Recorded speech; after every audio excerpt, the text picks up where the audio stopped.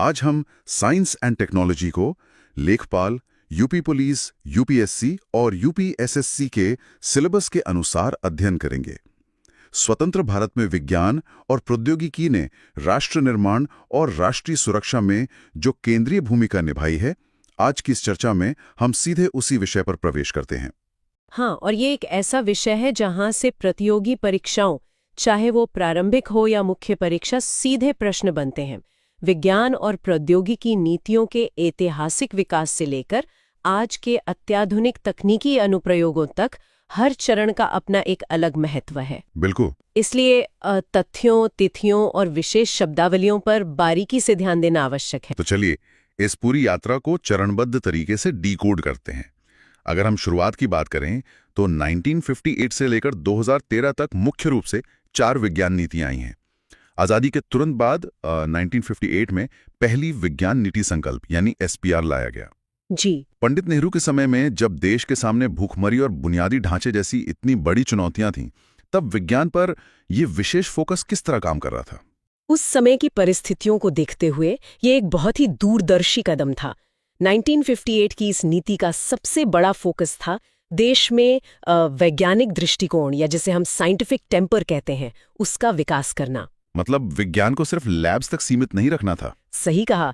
इसका मकसद विज्ञान को समाज के विकास का जरिया बनाना था। एक और बड़ी चुनौती थी उस वक्त ब्रेन ड्रेन। अच्छा। हाँ, हमारे मेधावी छात्र पढ़ाई के लिए विदेश जाते थे और वहीं रह जाते थे। उन्हें देश में रोकने के लिए फंडामेंटल रिसर्च को बढ़ावा देना जरूरी था। यानी ये नीति एक तरह से देश में विज्ञान का माहौल तैयार करने के लिए थी। मुझे याद आ रहा है कि परीक्षा के लिहाज से ये तथ्य बहुत महत्वपूर्ण है कि इसी नीति के विजन के तहत 1958 में डीआरडीओ, हाँ, और बाद में 1969 में इसरो जैसे दिग्गज संस्थानों की नींव रखी गई। एकदम सटीक तथ्य है। फिर जैसे जैसे समय बदला, हमारी जरूरतें भी बदलीं। 1983 में जब प्रौद्योगिकी नीति विवरण यानी टीपीएस आया, तब इंदिरा गांधी का कार्यकाल था। उस वक्त तक शायद हमें तकनीक की कमी ज्यादा महसूस होने लगी थी। बिल्कुल। उस समय तक भारत को ये समझ आ गया था कि हम हमेशा विदेशी तकनीक पर निर्भर नहीं रह सकते। इसलिए 1983 की नीति का पूरा जोर तकनीकी आत्मनिर्भरता पर आ गया, जिसे हम सेल्फ रिलायंस कहते हैं। इसमें स्वदेशी तकनीक को बढ़ावा दिया गया ताकि रोजगार पैदा हो सके और हमारी ऊर्जा की बचत हो सके। लेकिन इसके बाद तो 1991 का दौर आता है, जब भारतीय अर्थव्यवस्था के दरवाजे पूरी दुनिया के लिए खुल गए। उदारीकरण के उस बड़े झटके के बाद तो विज्ञान के क्षेत्र में भी हमारी रणनीति बदलनी ही थी। उदारीकरण ने पूरी तस्वीर बदल दी थी। इसीलिए 2003 में विज्ञान और प्रौद्योगिकी नीति एसटीपी लाई गई। इस नीति का मुख्य उद्देश्य भारत को एक ज्ञान अर्थव्यवस्था या नॉलेज इकोनॉमी में तब्दील करना था। नॉलेज इकोनॉमी यानी R&D पर ज्यादा फोकस। हाँ, उस समय यह लक्ष्य रखा गया कि हमें अपने रिसर्च एंड डेवलपमेंट में जीडीपी का 2% निवेश करना चाहिए, और विदेशी कंपनियों के आने के कारण पहली बार बौद्धिक संपदा अधिकारों यानी आईपीआर की अहमियत को भी प्रमुखता से समझा गया। Intellectual property rights.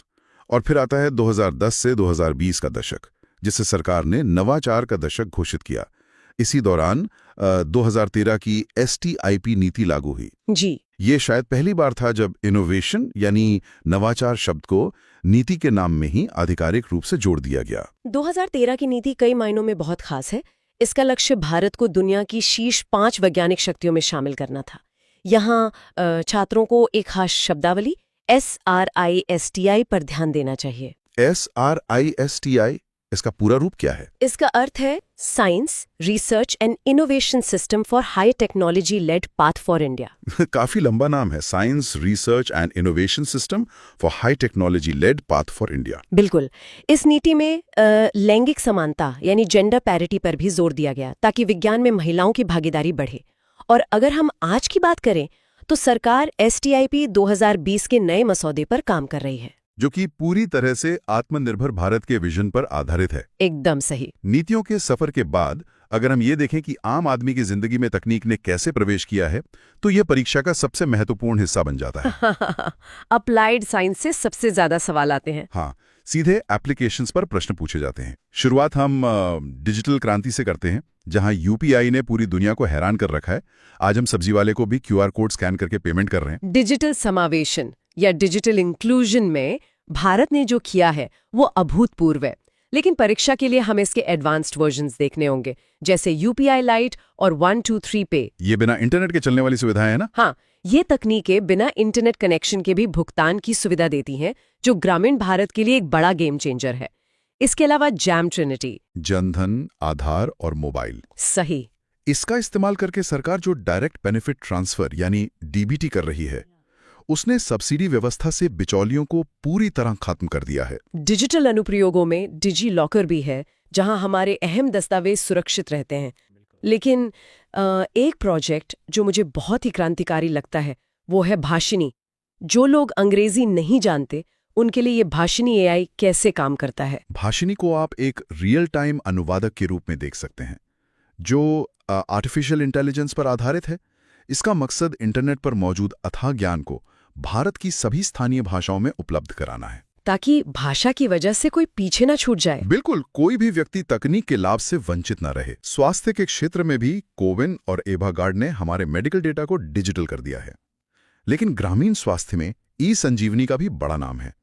ये टेलीमेडिसिन असल में जमीनी स्तर पर कैसे बदलाव ला रहा है? ई-संजीवनी डिजिटल समावेशन का एक बेहतरीन मॉडल है।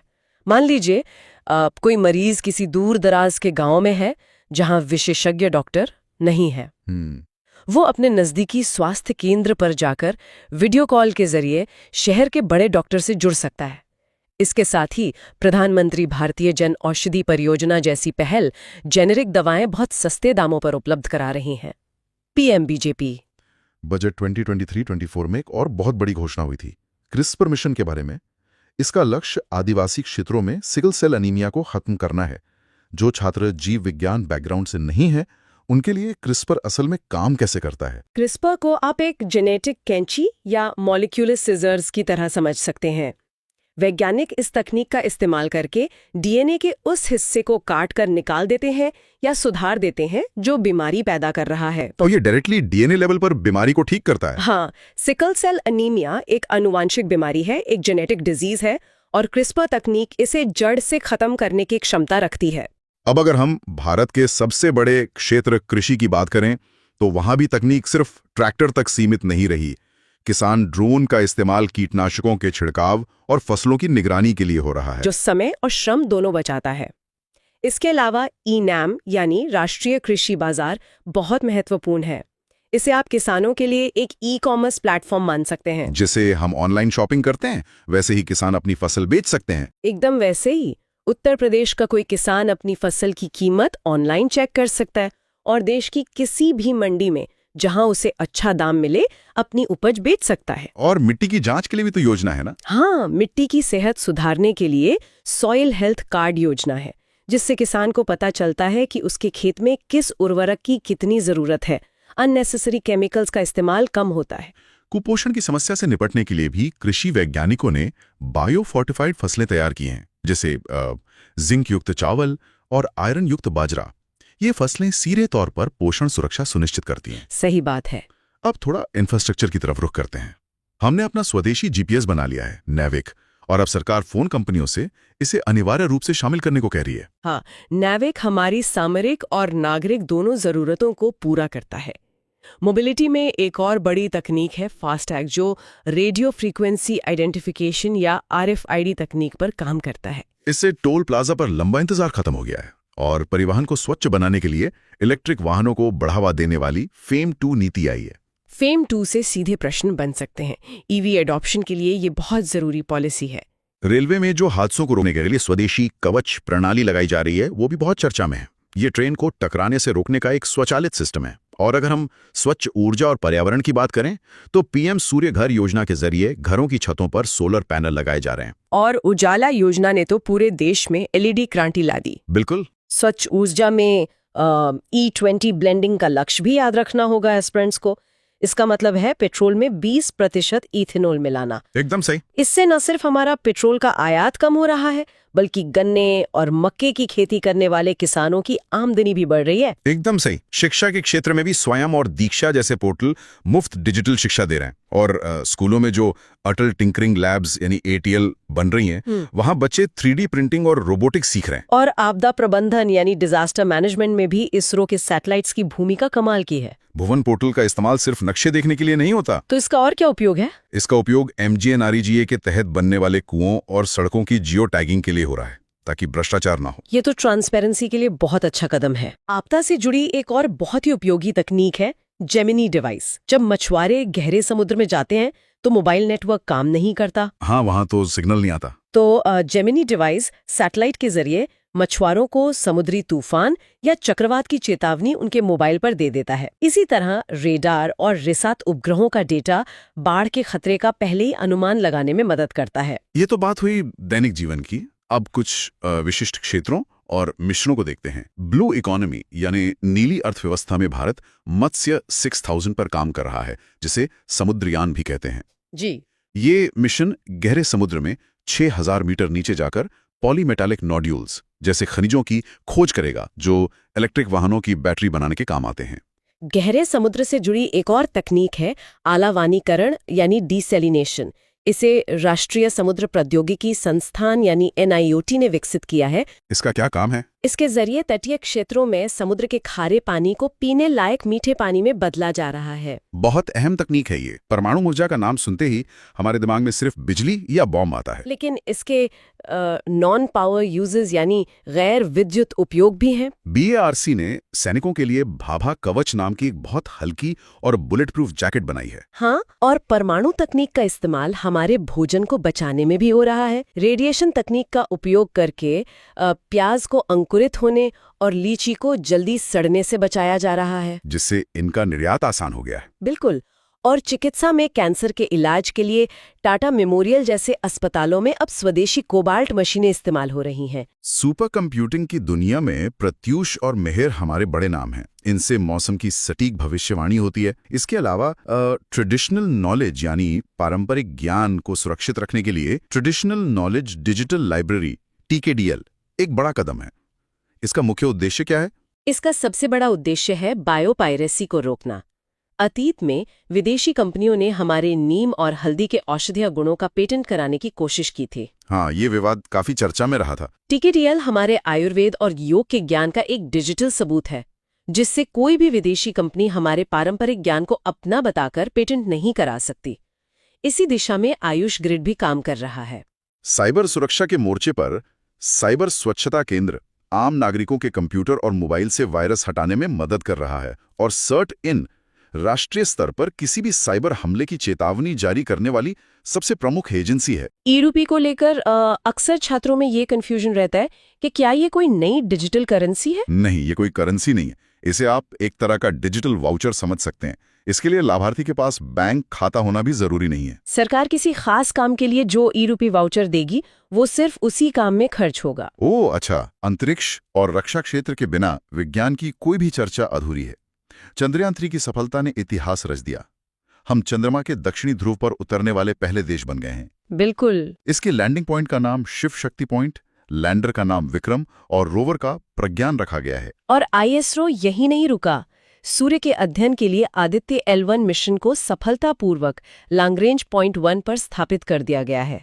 और भारत के पहले मानवयुक्त अंतरिक्ष मिशन गगनयान के लिए 4 अंतरिक्ष यात्रियों के नाम भी सामने आ गए हैं। प्रशांत बालाकृष्ण नायर, एंगड प्रताप, अजित कृष्णन और शुभांशु शुक्ला। सही। अंतरिक्ष क्षेत्र में निजी कंपनियों का भी प्रवेश हो चुका है। स्काईरूट एरोस्पेस ने भारत का पहला निजी रॉकेट विक्रम S लॉन्च किया है। रक्षा क्षेत्र में मिशन दिव्यास्त्र ने पूरी दुनिया का ध्यान खींचा है। इसमें अग्नि 5 मिसाइल का परीक्षण MIRV तकनीक के साथ किया गया। ये MIRV तकनीक सामान्य मिसाइल से कितनी अलग है? देखिए, सामान्य मिसाइल के आगे एक वॉरहेड होता है जो एक लक्ष्य को तबाह करता है। लेकिन MIRV यानी multiple independently targetable re entry vehicle, इसका मतलब है कि एक ही मिसाइल अपने साथ कई परमाणु हथियार ले जा सकती है। एक ही मिसाइल में कई वॉरहेड्स। हाँ, और दुश्मन के अलग अलग शहरों या ठिकानों पर एक साथ गिरा सकती है। ये क्षमता दुनिया के कुछ गिने चुने देशों के पास ही है। इसके साथ ही INS विक्रांत हमारा पहला स्वदेशी विमान वाहक पोत है, और LCA तेजस की मांग अब दुनिया भर में बढ़ रही है। वैश्विक सूचना प्रौद्योगिकी यानी IT में तो भारतीयों का एक छत्र राज है। दुनिया की बड़ी टेक कंपनियों में भारतीय मूल के CEO छाए हुए हैं। इसे कुछ लोग पॉजिटिव सेंस में इंडियन CEO वायरस भी कहते हैं। हाँ, अल्फाबेट के सुंदर पिचाई, माइक्रोसॉफ्ट के सत्या नडेला, यूट्यूब के नील मोहन, एडोबी के शांतनु नारायण। और अजय बंगा तो विश्व बैंक का नेतृत्व करने वाले पहले भारतीय अमेरिकन बन गए हैं। आईटी के अलावा चिकित्सा में भी हमने कमाल किया है। भारत बायोटेक ने स्वदेशी कोविड वैक्सीन कोवैक्सिन बनाई। सीरम इंस्टीट्यूट ने सर्वाइकल कैंसर से बचाव के लिए पहली स्वदेशी वैक्सीन सर्वावैक तैयार की है। और मलेरिया के लिए भी एक वैक्सीन आई है ना? हाँ, R21 मैट्रिक्स M वैक्सीन, जिसे WHO से मंजूरी मिल चुकी है। कृषि में भी हमें डॉक्टर MS स्वामीनाथन को नहीं भूलना चाहिए, जिन्हें हरित क्रांति के लिए 2024 में मरणोपरांत भारत रत्न दिया गया। उनका योगदान तो अतुलनीय है। और IFCO द्वारा बनाया गया नैनो यूरिया भी खेती के तरीके को बदल रहा है। एक छोटी बोतल में एक बोरी यूरिया के बराबर ताकत। बिल्कुल। आज हम जो ये आधुनिक सफलताएं देख रहे हैं, इनकी नींव आधुनिक तकनीक के जनकों ने रखी थी। विनोद धाम को पेंटियम चिप का जनक कहा जाता है। सबीर भाटिया ने हॉटमेल बनाकर दुनिया को वेब ईमेल दिया। और सुपर कंप्यूटर के क्षेत्र में भी हमारा योगदान रहा है। हाँ, विजय पी भटकर ने परम 8000 सुपर कंप्यूटर तब बनाया जब अमेरिका ने हमें तकनीक देने से इनकार कर दिया था। अजय भट्ट ने USB का आविष्कार किया और वाईफाई को बेहतर बनाने वाली माइमो तकनीक के पीछे प्रोफेसर आरोग्य स्वामी पॉल राज का दिमाग है। नोबेल विजेताओं में CV रमन, जेनेटिक कोड को समझाने वाले हरगोबिंद खुराना, ब्लैक होल से जुड़ी चंद्रशेखर सीमा बताने वाले सुब्रमण्यम चंद्रशेखर और राइबोसोम पर काम करने वाले वेंकटरमन रामाकृष्णन का योगदान हमारे विज्ञान के पाठ्यक्रम का अहम हिस्सा है। और अगर हम अपनी प्राचीन ऐतिहासिक जड़ों की ओर देखें तो महर्षि सुश्रुत ने 600 ईसा पूर्व में ही प्लास्टिक सर्जरी और मोतियाबिंद के ऑपरेशन के बारे में लिख दिया था। सच में ये बहुत गर्व की बात है। महर्षि कनाड ने आधुनिक विज्ञान के डॉल्टन से हजारों साल पहले परमाणु सिद्धांत यानी एटॉमिक थ्योरी समझा दिया था। बौधायन ने पाइथागोरस से सदियों पहले शुल्ब सूत्र में ज्यामिति या ज्योमेट्री के नियम दिए थे। वराहमिहिर ने जल विज्ञान के जो सिद्धांत दिए थे वो आज भी प्रासंगिक हैं। और महिला वैज्ञानिकों का योगदान भी हमारे इतिहास में बहुत प्रेरणादायक रहा है। जानकी अम्मल ने गन्ने की मिठास बढ़ाने पर महत्वपूर्ण शोध किया। सीमा चैटर्जी ने मलेरिया रोधी दवाओं पर काम किया। डॉक्टर एना मनी को भारत की मौसम महिला या वेदर वुमन के रूप में जाना जाता है। और आज के दौर में ऋतु करधाल जैसी रॉकेट वुमन चंद्रयान और मंगलयान का नेतृत्व कर रही है। आज के हमारे जो स्टार्टअप्स हैं वो इसी विरासत को आगे बढ़ा रहे हैं। अग्निकुल कॉस्मोस ने 3D प्रिंटेड रॉकेट इंजन अग्निबाण बनाया है। पिक्सल अपने एडवांस सैटेलाइट्स बना रहा है। कृत्रिम बुद्धिमत्ता यानी AI में भारत के कृत्रिम और सर्वम जैसे मॉडल आ गए हैं जो हमारी अपनी भाषाओं को समझते हैं। हम जम्मू कश्मीर में दुनिया का सबसे ऊंचा रेलवे पुल चेना ब्रिज बना रहे हैं। हमारी UPI तकनीक आज फ्रांस और UAE तक पहुंच गई है, जो हमारी सॉफ्टवेयर डिप्लोमेसी का बेहतरीन उदाहरण है। ये सब होमी जहांगीर भाभा, विक्रम साराभाई, M विश्वेश्वरैया, सत्येंद्रनाथ बोस और प्रफुल्ला चंद्र रे जैसे दूरदर्शी संस्थापकों के दृष्टिकोण का ही नतीजा है। अब अगला टॉपिक देखते हैं। स्वदेशीकरण का असल मतलब क्या है?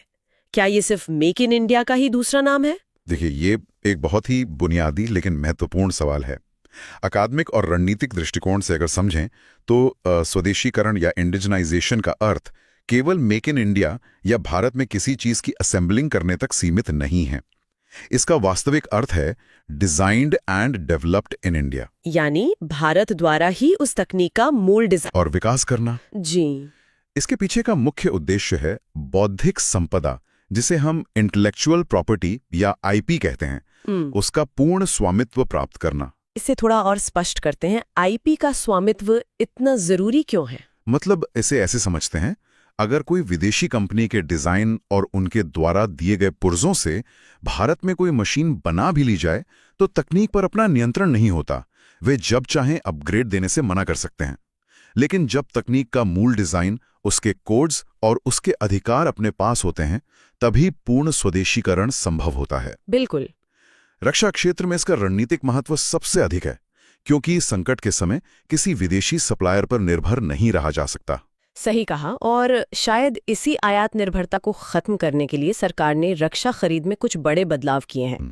जैसे DAP 2020 यानी डिफेंस एक्विजिशन प्रोसीजर के तहत बाय इंडियन IDDM श्रेणी को सर्वोच्च प्राथमिकता दी गई है।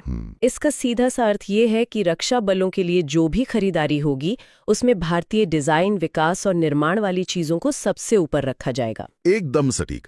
और अगर हम इसे जमीनी स्तर पर लागू होते हुए देखें तो रक्षा मंत्रालय के सृजन पोर्टल का महत्व समझ में आता है। ये कोई साधारण वेबसाइट नहीं है, बल्कि ये एक पॉजिटिव इंडिजनाइजेशन लिस्ट जारी करता है। हाँ, मैंने इसके बारे में पढ़ा है। अब तक 4600 से अधिक वस्तुएं इस सूची में शामिल की जा चुकी हैं। इसका मतलब है कि इन 4600 वस्तुओं के विदेशी आयात पर पूर्ण प्रतिबंध लगा दिया गया है। सेना अब इन्हें केवल भारतीय उद्योगों से ही खरीदेगी। ये एक बहुत बड़ा कदम है जो घरेलू उद्योगों को विश्व स्तरीय गुणवत्ता हासिल करने के लिए मजबूर भी कर रहा है और प्रोत्साहित भी। ये तो हुई नीतिगत बात। अब जरा रक्षा क्षेत्र की उन प्रमुख उपलब्धियों पर नजर डालते हैं जो इस नीति का परिणाम है और परीक्षाओं के लिए सीधे तौर पर महत्वपूर्ण तथ्य भी हैं। LCA तेजस Mk-1A का नाम सबसे पहले आता है, जो हमारा पूर्णतः स्वदेशी हल्का लड़ाकू विमान है। लेकिन एक डाउट यहाँ अक्सर आता है, इसमें अभी G इंजन का उपयोग हो रहा है, तो फिर ये पूरी तरह स्वदेशी कैसे हुआ? ये एक बहुत ही अच्छा अवलोकन है। विमान का पूरा एयरफ्रेम, एवियोनिक्स, रडार और डिजाइन भारतीय है, जो अपने आप में एक बहुत बड़ी उपलब्धि है। लेकिन इंजन तकनीक दुनिया की सबसे जटिल तकनीकों में से एक है। हाँ, बिल्कुल। वर्तमान में भले ही विदेशी इंजन इस्तेमाल हो रहा हो, लेकिन पूर्ण स्वदेशीकरण के लक्ष्य के तहत भारत में ही स्वदेशी कावेरी इंजन पर बहुत तेजी से काम चल रहा है। यानी भविष्य में वो निर्भरता भी खत्म हो जाएगी। इसी तरह एक और बड़ा नाम है प्रचंड। ये एक लाइट कॉम्बैट हेलीकॉप्टर है। इसकी सबसे बड़ी खासियत ये बताई जाती है कि ये 5000 मीटर की ऊंचाई पर काम कर सकता है। जी, ये इतना खास क्यों है? क्योंकि सियाचिन जैसी 5000 मीटर की ऊंचाई का मतलब है कि वहां हवा अत्यधिक पतली होती है। आम हेलीकॉप्टर्स के रोटर्स को हवा में टिके रहने के लिए पर्याप्त लिफ्ट ही नहीं मिल पाती। दुनिया में कोई ऐसा हमलावर हेलीकॉप्टर नहीं था जो इतनी ऊंचाई पर भारी हथियारों के साथ सुरक्षित टेक ऑफ और लैंड कर सके। बहुत महत्वपूर्ण पॉइंट है ये। प्रचंड दुनिया का एकमात्र ऐसा हेलीकॉप्टर है जो ये कर सकता है। इसके अलावा INS विक्रांत को देखिए, ये भारत का पहला स्वदेशी विमान वाहक पोत है। एक विमान वाहक पोत समंदर में तैरते हुए छोटा शहर जैसा होता है और उसमें 76% सामग्री पूर्णतः भारतीय होना एक विशाल इंजीनियरिंग सफलता है। हवा और समंदर के अलावा जमीनी मारक क्षमता में भी स्वदेशी हथियारों का दबदबा बढ़ रहा है। पिनाका और ATGS जैसे हथियार अक्सर चर्चा में रहते हैं। पिनाका एक स्वदेशी multi barrel rocket launcher system है। इसकी मारक क्षमता इतनी तीव्र है कि यह युद्ध के मैदान में चंद सेकंड्स में कई रॉकेट दागकर भारी तबाही मचा सकता है। वहीं DRDO द्वारा विकसित ATAGS यानी advanced towed artillery gun system एक लंबी दूरी की तोप है। इन हथियारों ने भारतीय सेना की आर्टिलरी को एक नई दिशा दी है। बिल्कुल। यहाँ स्वदेशीकरण की सफलता को समझने के लिए ब्रह्मोस मिसाइल की केस स्टडी बहुत दिलचस्प है। ब्रह्मोस मूलतः भारत और रूस का एक संयुक्त उपक्रम था, जिसमें शुरुआत में रूस का तकनीकी हिस्सा कहीं ज्यादा था। तो फिर यह हमारी आत्मनिर्भरता का प्रतीक कैसे बन गया? यही ब्रह्मोस की कहानी की सबसे बड़ी खूबी है। ये रातों रात स्वदेशी नहीं हुआ। धीरे धीरे भारत ने ब्रह्मोस के पुर्जों का स्वदेशीकरण करना शुरू किया। इसमें स्वदेशी सीकर, सेंसर और अन्य क्रिटिकल पार्ट्स लगाए गए। आज स्थिति ये है कि हम इस सुपरसोनिक क्रूज मिसाइल को फिलीपींस जैसे देशों को निर्यात कर रहे हैं। यानी खरीदार से विक्रेता बनने का सफर। जी, अंतर्राष्ट्रीय रक्षा बाजार में सिर्फ तकनीक आयात करने वाले खरीदार से विक्रेता बनने का ये एक परफेक्ट और प्रामाणिक उदाहरण है। रक्षा क्षेत्र से जुड़े कुछ अन्य महत्वपूर्ण तथ्य भी याद रखने चाहिए, जैसे कि रुद्रम, जो भारत की पहली स्वदेशी एंटी रेडिएशन मिसाइल है। एंटी रेडिएशन का मतलब है कि ये दुश्मन के रडार और संचार प्रणालियों से निकलने वाले सिग्नल्स को पकड़कर उन्हें नष्ट कर देती है। और पानी के भीतर मार करने के लिए वरुणास्त्र है, जो एक भारी वजन वाला स्वदेशी टॉर्पीडो है। नागरिक उड्डयन के क्षेत्र में सारस का नाम आता है, जो पहला स्वदेशी हल्का नागरिक विमान है। और नौसेना की जहाजों में जो स्वर्ण निर्भर मिशन चल रहा है, उसके तहत 100% स्वदेशी DMR-249A स्टील का उपयोग हो रहा है, जिसे सेल ने तैयार किया है। ये सारे तथ्य रक्षा क्षेत्र में हमारी बढ़ती ताकत को दिखाते हैं। लेकिन आधुनिक युद्ध केवल हथियारों से नहीं लड़े जाते, वे डेटा और संचार नेटवर्क्स पर भी लड़े जाते हैं। सही बात है। इसलिए रक्षा के बाद अब सूचना और संचार प्रौद्योगिकी यानी IT और टेलीकॉम क्षेत्र के स्वदेशीकरण की ओर बढ़ते हैं। यहाँ एक बहुत बड़ी सफलता 5G स्टैक के रूप में मिली है। 5G स्टैक, क्या इसका मतलब भारत का अपना 5G नेटवर्क इंफ्रास्ट्रक्चर है? बिल्कुल। भारत अब दुनिया के उन गिने चुने देशों में शामिल हो गया है जिनके पास अपना पूरी तरह से स्वदेशी 5G स्टैक है। ये IIT मद्रास, C.DOT और TCS के संयुक्त प्रयास का नतीजा है। और इसका सबसे बड़ा व्यावहारिक उपयोग यह है कि BSNL अब अपने पूरे नेटवर्क को अपग्रेड करने के लिए किसी विदेशी कंपनी के बजाय इसी स्वदेशी तकनीक का उपयोग कर रहा है। जब हम संचार और आईटी की बात करते हैं तो सारा खेल तो माइक्रो प्रोसेसर या चिप्स का है। देश में डिजिटल सुरक्षा के लिए 2 प्रमुख स्वदेशी माइक्रो प्रोसेसर विकसित किए गए हैं, शक्ति जिसे आईआईटी मद्रास ने विकसित किया है और वेगा जिसे सीडैक ने बनाया है। लेकिन एक आम प्रोसेसर और स्वदेशी प्रोसेसर में सुरक्षा के लिहाज से क्या अंतर आ जाता है? विदेशी चिप्स या प्रोसेसर के साथ सबसे बड़ा खतरा बैकडोर का होता है, यानी चिप बनाने वाली विदेशी कंपनी उसमें कोई ऐसा गुप्त रास्ता छोड़ सकती है जिससे वे संकट के समय हमारे सिस्टम्स को हैक कर सकें या क्रैश कर सकें। ये तो बहुत खतरनाक है। हाँ, और जब हम शक्ति या वेगा जैसे स्वदेशी प्रोसेसर का उपयोग करते हैं तो हमें पता होता है कि हार्डवेयर स्तर पर कोई छेड़छाड़ नहीं की गई है। इसी तरह सॉफ्टवेयर के क्षेत्र में भार ओस का विकास हुआ है। भार ओस? जी, आईआईटी मद्रास द्वारा विकसित ये स्वदेशी मोबाइल ऑपरेटिंग सिस्टम मुख्य रूप से डेटा गोपनीयता यानी प्राइवेसी पर केंद्रित है और यह भविष्य में एंड्रॉयड का एक अत्यंत सुरक्षित विकल्प बन सकता है। डेटा प्रोसेसिंग की बात हो रही है तो भारत के सुपर कंप्यूटरों का जिक्र भी आना ही चाहिए। बिल्कुल। भारत के सबसे तेज स्वदेशी सुपर कंप्यूटरों में परम सिद्धि एआई का नाम प्रमुख है। इसके साथ ही सीडैक पुणे में स्थित ऐरावत भारत का सबसे शक्तिशाली एआई सुपर कंप्यूटर बन गया है। चलिए अब आईटी से आगे बढ़कर रेलवे, अंतरिक्ष और नेविगेशन तकनीक का विश्लेषण करते हैं। रेलवे में वंदे भारत एक्सप्रेस स्वदेशी इंजीनियरिंग का एक शानदार नमूना है। इंटीग्रल कोच फैक्ट्री चेन्नई में बनी इस ट्रेन को पहले ट्रेन 18 कहा जाता था और ये एक सेल्फ प्रोपेल्ड यानी बिना अलग इंजन वाली स्वचालित ट्रेन है। ट्रेनों की गति बढ़ने के साथ सुरक्षा सबसे बड़ी प्राथमिकता बन जाती है। यहीं पर कवच तकनीक काम आती है। ये एक स्वदेशी रूप से विकसित ट्रेन कोलिजन अवॉइडेंस सिस्टम है। ये तकनीक बहुत ही उन्नत है और यूरोपीय प्रणालियों की तुलना में 10 गुना सस्ती है। ये काम कैसे करती है? मान लीजिए घना कोहरा है और मानवीय भूल से 2 ट्रेनें एक ही पटरी पर आमने सामने आ जाती हैं, तो कवच प्रणाली क्या करेगी? ऐसी स्थिति में कवच प्रणाली रेडियो फ्रीक्वेंसी और RFID तकनीक का उपयोग करके तुरंत खतरे को भांप लेगी। वो लोको पायलट के ब्रेक लगाने का इंतजार नहीं करेगी, बल्कि स्वतः ही अपने आप ट्रेन में ब्रेक लगा देगी, जिससे एक भीषण टक्कर होने से बच जाएगी। ये वाकई जीवन रक्षक तकनीक है। अब नेविगेशन की बात करते हैं। सामान्यतः जीपीएस का उपयोग किया जाता है, जो कि एक अमेरिकी तकनीक है, लेकिन अब भारत का अपना नेविगेशन सिस्टम है जिसे नाविक कहा जाता है। मैंने पढ़ा है कि अब 5G स्मार्टफोन्स में इसका सपोर्ट अनिवार्य किया जा रहा है। हाँ, और ये डेटा सुरक्षा के लिए बहुत जरूरी है। जब विदेशी जीपीएस का उपयोग होता है तो भारत के नागरिकों की लोकेशन, हमारी रणनीतिक संपत्तियों का डेटा विदेशी सर्वरों पर जाकर स्टोर होता है। नाविक के अनिवार्य होने से हमारा संवेदनशील लोकेशन डेटा देश के भीतर ही सुरक्षित रहेगा। अंतरिक्ष क्षेत्र में भी स्वदेशीकरण और व्यावसायीकरण दोनों एक साथ हो रहे हैं। इसरो ने हाल ही में SSLV यानी स्मॉल सैटेलाइट लॉन्च व्हीकल विकसित किया है। सामान्य बड़े रॉकेट्स के बजाय इस छोटे रॉकेट की क्या जरूरत थी? आज के समय में छोटे सैटेलाइट्स की मांग बहुत बढ़ गई है। बड़े रॉकेट को लॉन्च करने में महीनों की तैयारी लगती है। SSLV को बहुत कम लागत में और बेहद कम टर्न अराउंड समय के साथ लॉन्च करने के लिए बनाया गया है, यानी कुछ ही दिनों की तैयारी में इसे अंतरिक्ष में भेजा जा सकता है। इसके साथ ही अंतरिक्ष क्षेत्र में निजी कंपनियों की एंट्री हो चुकी है। स्काईरूट एरोस्पेस द्वारा बनाया गया विक्रम S भारत का पहला निजी रॉकेट बन गया है। ये सभी तकनीकी उपलब्धियां तभी काम करेंगी जब देश के पास इन्हें चलाने के लिए पर्याप्त ऊर्जा हो। ऊर्जा क्षेत्र की ओर आते हैं। तमिलनाडु के कल्पक्कम में एक बहुत ही खास फास्ट रीडर रिएक्टर या PFBR का निर्माण हो रहा है। जी, पारंपरिक परमाणु रिएक्टर यूरेनियम से चलते हैं और भारत को यूरेनियम का भारी आयात करना पड़ता है। लेकिन कल्पक्कम का ये फास्ट ब्रीडर रिएक्टर यूरेनियम की बजाय थोरियम का उपयोग करेगा। ये एक गेम चेंजर है, क्योंकि भारत के तटीय क्षेत्रों, विशेष रूप से केरल के मोनोजाइट रेत में थोरियम का दुनिया का सबसे बड़ा भंडार उपलब्ध है। एकदम सही। इसके अलावा कोयले से बिजली बनाने में प्रदूषण को कम करने के लिए भेल ने AUSC तकनीक विकसित की है, जो पारंपरिक थर्मल प्लांट्स की तुलना में कहीं अधिक बिजली बनाती है और पर्यावरण को कम नुकसान पहुंचाती है। इन सभी सेक्टर्स में स्वदेशीकरण को तेज करने के लिए सरकार की कुछ बहुत ही महत्वपूर्ण पहल और योजनाएं हैं, जिन्हें जानना जरूरी है। जैसे कि IDEX, इसका काम रक्षा क्षेत्र में नई तकनीक बनाने वाले स्टार्टअप्स को सीधे फंडिंग देना है। दूसरी है PLI योजना, जो 14 से अधिक क्षेत्रों में लागू है। अगर कोई कंपनी भारत में मोबाइल, ड्रोन या दवाइयों का उत्पादन करती है तो सरकार उसे नकद प्रोत्साहन या इंसेंटिव देती है।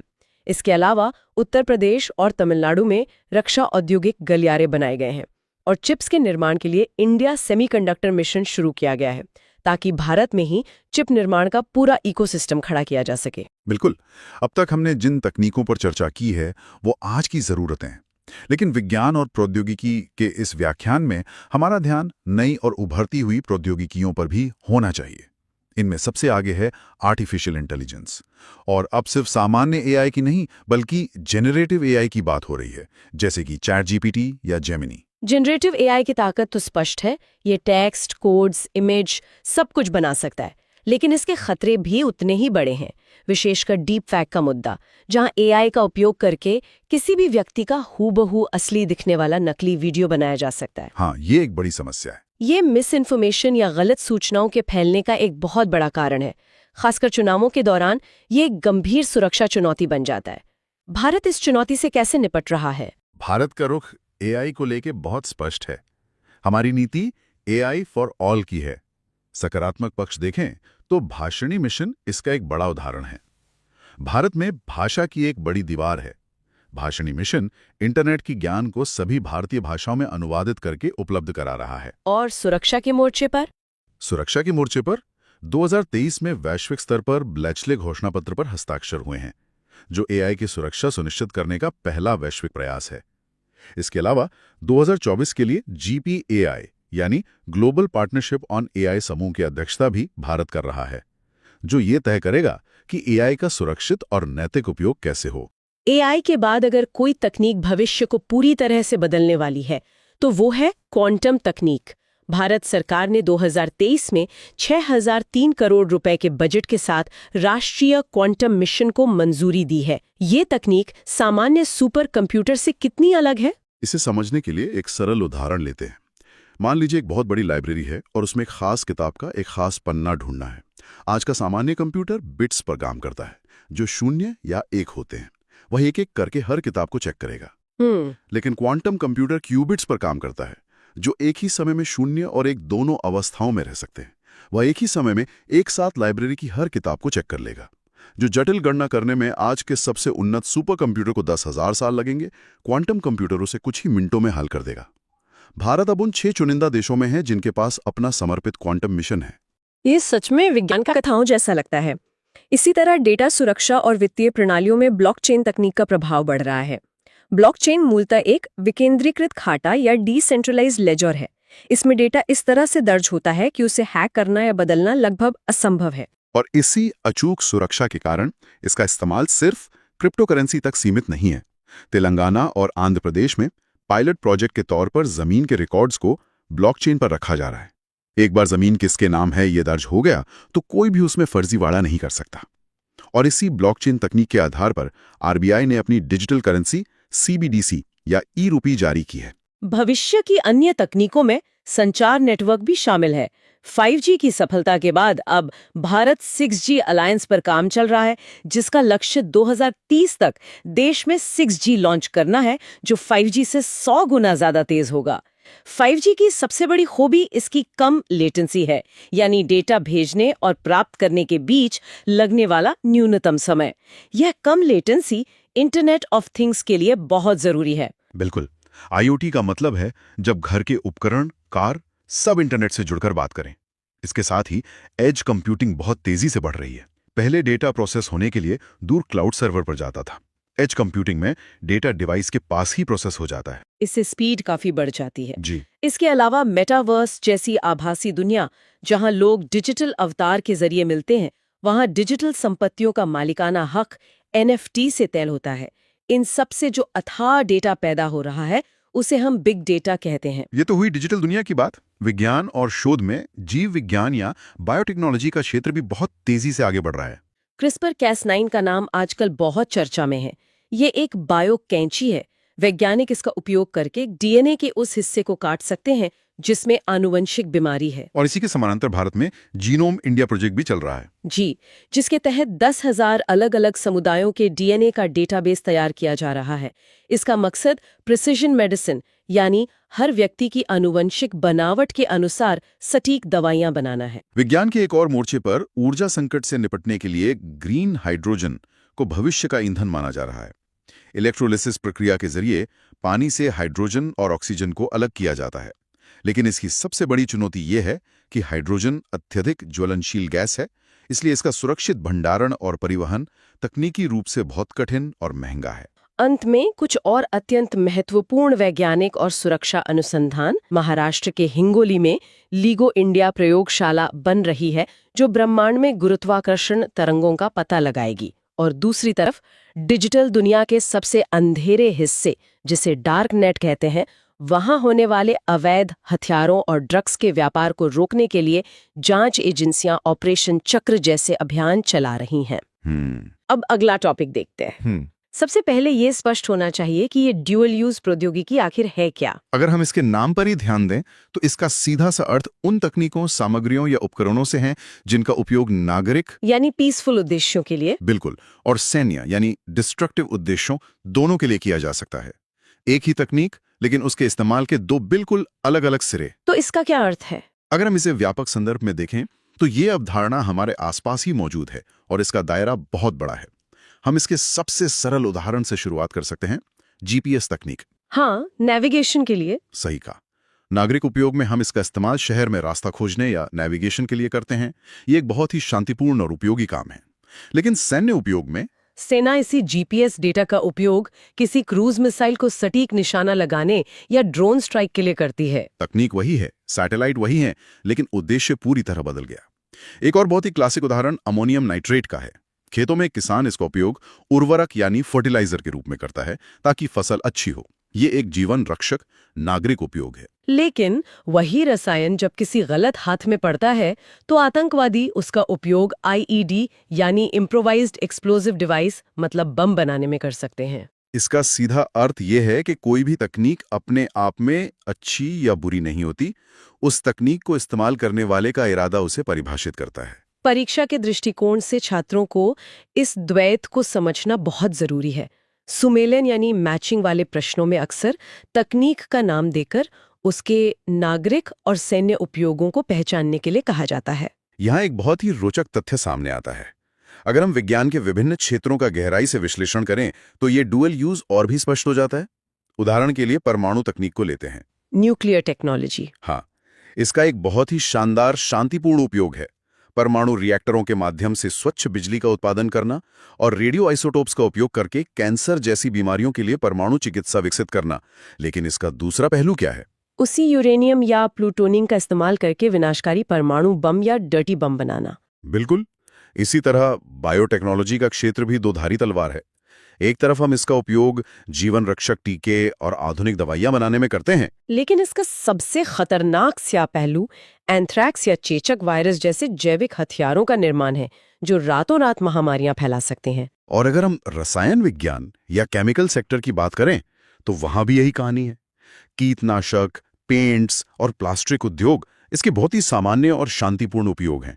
लेकिन जब यही रसायन सैन्य ग्रेड के बन जाते हैं तो वे नर्व गैस या मस्टर्ड गैस जैसे खौफनाक रासायनिक हथियार बन जाते हैं। सही कहा। और आज के तकनीकी युग में ड्रोन या यूएवी का उदाहरण तो सबसे ज्यादा प्रासंगिक है। अमेज़न जैसी कंपनियों द्वारा पिज्जा या पैकेज डिलीवरी, कृषि क्षेत्रों में बड़े पैमाने पर कीटनाशकों का छिड़काव या शादियों में वीडियोग्राफी, ये सब इसके बहुत ही आम नागरिक उपयोग हैं। लेकिन जब हम युद्ध क्षेत्र की ओर देखते हैं तो इन्हीं ड्रोन्स का रूप कामिकेज यानी आत्मघाती ड्रोन में बदल जाता है, जो खुद एक बम बनकर टारगेट पर गिरते हैं, या फिर इनका इस्तेमाल दुश्मन की सीमा में जासूसी के लिए होता है। और इसी कड़ी में सबसे नई और शायद सबसे जटिल तकनीक है आर्टिफिशियल इंटेलिजेंस, एआई। हाँ, एक तरफ एआई स्वास्थ्य सेवा में बीमारियों का पहले से पता लगा रहा है, मौसम की सटीक भविष्यवाणी कर रहा है और भारी उद्योगों में स्वचालन ला रहा है। लेकिन दूसरी ओर ये ऑटोनॉमस लीथल वेपन्स यानी स्वायत्त घातक हथियारों का रूप भी ले रहा है, जो बिना किसी मानवीय कमांड के खुद लक्ष्य को पहचानने और उसे खत्म करने का फैसला ले सकते हैं। ये एक बहुत ही डरावनी संभावना है। इन्हीं दोहरे उपयोगों और इनसे जुड़े खतरों के कारण वैश्विक स्तर पर नियंत्रण की आवश्यकता महसूस की गई। प्रौद्योगिकी सिर्फ विकास का साधन नहीं है, बल्कि ये राष्ट्रीय सुरक्षा का भी मुद्दा है। छात्रों को ध्यान देना चाहिए कि इन्हीं चिंताओं ने वैश्विक निर्यात नियंत्रण व्यवस्थाओं को जन्म दिया। प्रतियोगी परीक्षाओं में इन व्यवस्थाओं से लगातार प्रश्न बनते हैं। मुख्य रूप से ये 4 समूह हैं जिन्हें एक तरह से दुनिया के एक्सक्लूसिव क्लब माना जा सकता है। पहला है वासेनार व्यवस्था। Wassenaar arrangement. इसकी स्थापना 1996 में हुई थी। इसका मुख्य फोकस पारंपरिक हथियारों और द्विउपयोगी वस्तुओं के निर्यात को नियंत्रित करना है ताकि वे गलत हाथों में ना पड़े। और भारत के संदर्भ में सबसे महत्वपूर्ण तथ्य यह है कि भारतवर्ष 2017 में इस वासेनार व्यवस्था का सदस्य बना। बिल्कुल। दूसरा महत्वपूर्ण समूह ऑस्ट्रेलिया समूह है। 1985 में स्थापित इस समूह का मुख्य उद्देश्य रासायनिक और जैविक हथियारों के वैश्विक प्रसार को रोकना है। यहाँ परीक्षा के लिए एक बहुत ही विशिष्ट तथ्य है जिस पर छात्रों को ध्यान केंद्रित करना चाहिए। स्रोत सामग्री में स्पष्ट रूप से उल्लेख किया गया है कि भारत 2017 में इसका 42वां सदस्य बना। और उसी स्रोत में ये भी बताया गया है कि भारत 2018 में इसका 43वां सदस्य बना। हाँ, परीक्षा में विकल्पों को देखकर ही छात्रों को सही उत्तर का चयन करना होगा। ये दोनों तथ्य एक ही विषय को संदर्भित करते हैं। चलिए तीसरे और एक बहुत ही स्ट्रेटेजिक समूह की बात करते हैं, MTCR यानी मिसाइल प्रौद्योगिकी नियंत्रण व्यवस्था। 1987 में स्थापित इस समूह का विजन बहुत स्पष्ट था। 300 किलोमीटर से अधिक रेंज और 500 किलोग्राम से अधिक पेलोड ले जाने वाली मिसाइल और ड्रोन तकनीक के प्रसार को रोकना। ये दुनिया को बैलिस्टिक मिसाइलों की दौड़ से बचाने का एक प्रयास था। भारत 2016 में इस महत्वपूर्ण समूह का 35वां सदस्य बना। इस सदस्यता का रणनीतिक महत्व बहुत बड़ा है और इसका सीधा लाभ हमें देखने को भी मिला। सदस्य बनने के बाद ही भारत रूस के साथ मिलकर अपनी ब्रह्मोस क्रूज मिसाइल की रेंज को 290 किलोमीटर से बढ़ाकर 450 किलोमीटर से भी अधिक कर पाया। क्योंकि MTCR का सदस्य बनने के बाद 300 किलोमीटर की वो पुरानी पाबंदी भारत पर से हट गई थी। अब आते हैं चौथे और अंतिम समूह पर, NSG यानी परमाणु आपूर्तिकर्ता समूह। इसकी स्थापना 1974 में हुई थी और इसका मुख्य काम परमाणु सामग्री और तकनीक के व्यापार को नियंत्रित करना है। NSG की कहानी भारत के लिए थोड़ी अलग है। छात्रों को ये स्पष्ट रूप से याद रखना चाहिए कि चीन के लगातार राजनीतिक विरोध के कारण भारत अभी तक NSG का पूर्ण सदस्य नहीं बन पाया है। चीन का तर्क है कि भारत ने परमाणु अप्रसार संधि यानी NPT पर हस्ताक्षर नहीं किए हैं। हालांकि इस बाधा के बावजूद 2008 में भारत अमेरिका नागरिक परमाणु समझौते के कारण भारत को NSG से दुनिया भर के साथ परमाणु व्यापार करने के लिए एक विशेष छूट यानी वेवर मिला हुआ है। ये भारत की कूटनीतिक जीत का एक बहुत बड़ा उदाहरण है। लेकिन ये नियंत्रण केवल अंतर्राष्ट्रीय मंचों तक ही सीमित नहीं है। भारत के भीतर भी इन संवेदनशील तकनीकों को सख्ती से रेगुलेट किया जाता है। बिल्कुल। भारत में इस पूरे निर्यात नियंत्रण का जिम्मा वाणिज्य मंत्रालय के अधीन विदेश व्यापार महानिदेशालय यानी DGFT के पास है। DGFT ने इसके लिए एक विशेष सूची तैयार की है जिसे स्कोमेट कहा जाता है। स्कोमेट का पूर्ण रूप परीक्षा के लिए महत्वपूर्ण है। Special chemicals, organisms, materials, equipment and technologies. ये स्कोमेट सूची एक अदृश्य दीवार की तरह काम करती है। नियम यह है कि यदि कोई भी भारतीय कंपनी इस सूची में शामिल किसी भी वस्तु का निर्यात करना चाहती है, चाहे वो कोई विशेष ग्रेड का स्टील हो, कोई खास सॉफ्टवेयर हो या कोई बायोलॉजिकल एजेंट हो, तो उसे सरकार से एक विशेष लाइसेंस लेना अनिवार्य है। यह लाइसेंसिंग व्यवस्था सुनिश्चित करती है कि भारत की संवेदनशील तकनीक आतंकवादियों या किसी शत्रु देश के हाथ न लगे। यहाँ सबसे दिलचस्प बात यह है कि आज के इस तेजी से बदलते भू राजनीतिक दौर में वैश्विक विमर्श अब केवल डुअल यूज तक ही सीमित नहीं रह गया है। ये चर्चा अब आगे बढ़कर क्रिटिकल टेक यानी महत्वपूर्ण तकनीक की ओर मुड़ गई है। इसी नई वैश्विक वास्तविकता को समझते हुए 2023 में भारत और अमेरिका के बीच एक बहुत ही ऐतिहासिक समझौता हुआ जिसे आईसेट कहा जाता है, initiative on critical and emerging technology. इस समझौते का मूल उद्देश्य महत्वपूर्ण और उभरते हुई तकनीकों में दोनों देशों के बीच सहयोग को एक नए स्तर पर ले जाना है। इस आईसेट समझौते के प्रमुख क्षेत्रों को समझना परीक्षा के लिए बेहद आवश्यक है क्योंकि ये भविष्य की अर्थव्यवस्था को आकार देंगे। इनमें अंतरिक्ष, सेमीकंडक्टर, 5G और 6G जैसे उन्नत दूरसंचार, आर्टिफिशियल इंटेलिजेंस, क्वांटम कंप्यूटिंग और रक्षा नवाचार शामिल हैं। इस समझौते का सबसे बड़ा कूटनीतिक महत्व यह है कि ये दुनिया के सामने ये साबित करता है कि भारत अब वैश्विक स्तर पर केवल तकनीक का एक आयातक या उपभोक्ता नहीं रह गया है, बल्कि वो खुद को एक जिम्मेदार तकनीकी शक्ति और साझेदार के रूप में स्थापित कर चुका है। और जब हम इन क्रिटिकल तकनीकों की बात करते हैं तो हमें महत्वपूर्ण खनिजों यानी क्रिटिकल मिनरल्स के विषय को नहीं भूलना चाहिए। ये खनिज किसी भी आधुनिक तकनीकी रीढ़ होते हैं। बिना इन कच्चे मालों के कोई चिप या रॉकेट नहीं बन सकता। भारत सरकार ने इस चुनौती को पहचानते हुए 2023 में 30 ऐसे महत्वपूर्ण खनिजों की एक विस्तृत सूची जारी की है।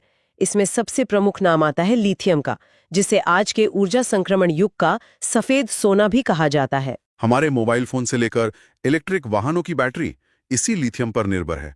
हाल ही में भारत के जम्मू कश्मीर और कर्नाटक में लिथियम के बड़े भंडार खोजे गए हैं, जो ऊर्जा सुरक्षा के लिए एक बड़ी खबर है। लिथियम के अलावा दुर्लभ मृदा तत्व या रेयर अर्थ एलिमेंट्स भी अत्यंत महत्वपूर्ण हैं।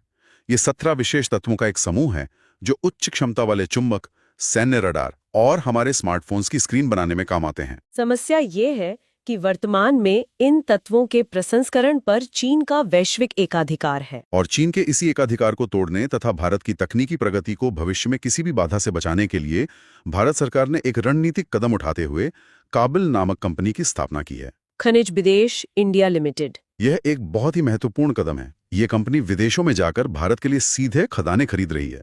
विशेष रूप से अर्जेंटीना और ऑस्ट्रेलिया में लिथियम और कोबाल्ट की खदानों के लिए करार किए जा रहे हैं। इसके साथ ही सेमीकंडक्टर मिशन का महत्व भी समझना बहुत जरूरी है।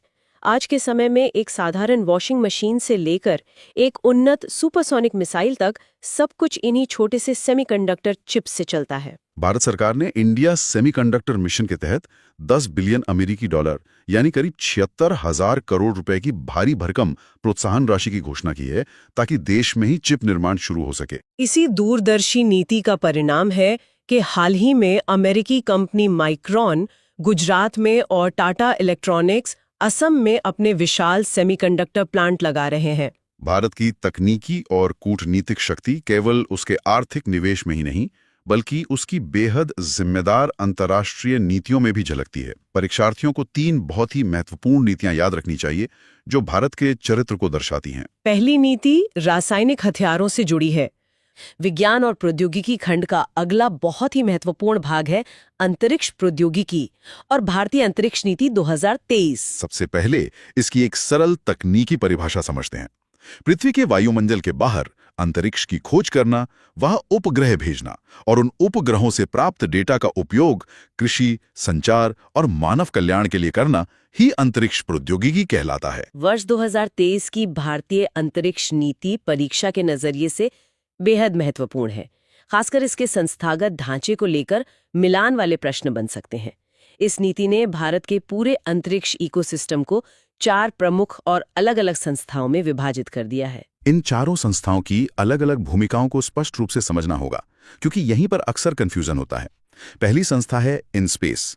इसे एक रेगुलेटर या एक सिंगल विंडो अथॉरिटी के रूप में समझें। ये सरकारी और निजी दोनों तरह की संस्थाओं की अंतरिक्ष गतिविधियों का अध्ययन करता है और उन्हें ऑथोराइज करता है ताकि राष्ट्रीय सुरक्षा और अंतर्राष्ट्रीय नियमों का कड़ाई से पालन सुनिश्चित हो सके। दूसरी संस्था है न्यू स्पेस इंडिया लिमिटेड यानी NSIL। ये अंतरिक्ष विभाग के तहत एक सार्वजनिक उपक्रम है। इसका मुख्य फोकस व्यवसायीकरण पर है, कमर्शियलाइजेशन। हाँ, इसरो जो भी शानदार तकनीक या रॉकेट विकसित करता है उसे वैश्विक बाजार में बेचना और उससे पैसा कमाना NSIL का काम है। तीसरी इकाई है अंतरिक्ष विभाग, डिपार्टमेंट ऑफ स्पेस। इसका मुख्य कार्य पूरे देश के लिए नीतियां लागू करना, विभिन्न एजेंसियों के बीच विवादों का समाधान करना और अंतरिक्ष के क्षेत्र में अंतर्राष्ट्रीय सहयोग का समन्वयन करना है। और चौथी जो सबसे प्रसिद्ध और महत्वपूर्ण संस्था है वो है इसरो।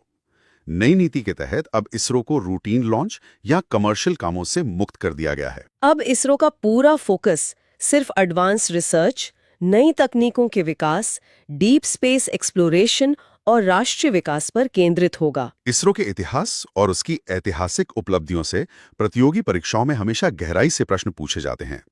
आइए इसरो के कुछ मूल तत्वों पर नजर डालें। इसकी स्थापना 15 अगस्त 1969 को डॉक्टर विक्रम साराभाई के अथक प्रयासों और दूरदृष्टि से हुई थी। इसका मुख्यालय कर्नाटक के बेंगलुरु में स्थित है।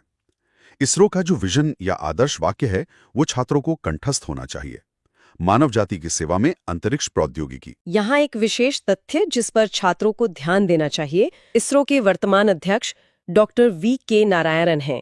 और इसरो की जो पुरानी विपणन शाखा रही है, जो वाणिज्यिक उपयोग और प्रौद्योगिकी हस्तांतरण के लिए जिम्मेदार थी, उसका नाम एंट्रिक्स कॉर्पोरेशन लिमिटेड है। अगर हम इसरो के इस ऐतिहासिक सफर को देखें तो यह एक साइकिल पर रॉकेट के पुर्जे ले जाने से लेकर चंद्रमा के दक्षिणी ध्रुव पर उतरने तक की एक अविश्वसनीय यात्रा है। इसकी नींव असल में 1969 से भी पहले 1960s के दशक में ही डॉक्टर विक्रम साराभाई और डॉक्टर रामानाथन के नेतृत्व में इनकोस्पार की स्थापना के साथ रख दी गई थी। 1975-76 के दौरान अंतरिक्ष तकनीक के सामाजिक उपयोग का एक बहुत ही अभूतपूर्व प्रयोग हुआ था, जिसे साइट कहा जाता है, सैटेलाइट इंस्ट्रक्शनल टेलीविजन एक्सपेरिमेंट। इसी के तहत गुजरात राज्य में खेड़ा कम्युनिकेशंस प्रोजेक्ट ने एक फील्ड प्रयोगशाला के रूप में कार्य किया था, जिसका उद्देश्य स्थानीय आवश्यकता आधारित शिक्षार्थी ब्रॉडकास्टिंग करना था। भारत की पहली बड़ी अंतरिक्ष उपलब्धि 19 अप्रैल 1975 को सामने आई, जब सोवियत संघ की सहायता से भारत के पहले उपग्रह आर्यभट्ट का सफल प्रक्षेपण किया गया। ये एक शुरुआत थी, लेकिन आत्मनिर्भरता की दिशा में सबसे बड़ा कदम 1980 में उठाया गया, जब भारत ने अपनी ही भूमि श्रीहरिकोटा से अपना पहला प्रक्षेपण किया। ये रोहिणी उपग्रह था, जिसे स्वदेशी रूप से विकसित SLV-3 रॉकेट द्वारा लॉन्च किया गया था। इस एक लॉन्च के साथ ही भारत दुनिया की छठी अंतरिक्ष शक्ति बन गया था। इसके बाद भारत ने कभी पीछे मुड़कर नहीं देखा। 1981 में भारत का प्रथम संचार उपग्रह एप्पल एरियन रॉकेट द्वारा लॉन्च किया गया। फिर 1983 में वो ऐतिहासिक इनसैट प्रणाली शुरू हुई, जिसने भारत में टीवी प्रसारण और मौसम की जानकारी की तस्वीर बदल दी।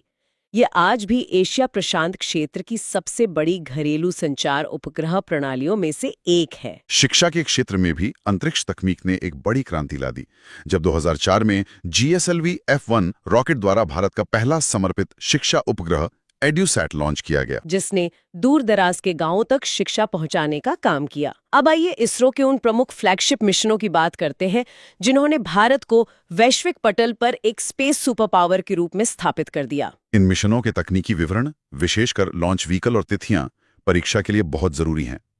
पहला प्रमुख मिशन था चंद्रयान 1, जिसे 22 अक्टूबर 2008 को PSLV C-11 रॉकेट द्वारा लॉन्च किया गया था। यह भारत का पहला डीप स्पेस मिशन था और इसकी सबसे बड़ी ऐतिहासिक उपलब्धि चंद्रमा के ध्रुवीय क्षेत्रों में पानी के अणुओं की ठोस खोज थी, जिसने पूरी दुनिया की अंतरिक्ष एजेंसियों का चंद्रमा की ओर देखने का नजरिया बदल दिया। इसके बाद चंद्रयान 2 मिशन आया, जिसे 22 जुलाई 2019 को GSLV Mark 3 द्वारा भेजा गया, जिसे अब LVM-3 कहा जाता है। यह एक अत्यधिक जटिल मिशन था, जिसमें ऑर्बिटर, लैंडर विक्रम और रोवर प्रज्ञान शामिल थे। हालांकि इसका लैंडर सॉफ्ट लैंडिंग नहीं कर पाया, लेकिन इसके क्रैश लैंडिंग स्थल को अब भारत ने तिरंगा पॉइंट के नाम से सहेज कर रखा है। और फिर आई चंद्रयान 3 की वो ऐतिहासिक सफलता, जिसने हर भारतीय का सीना चौड़ा कर दिया।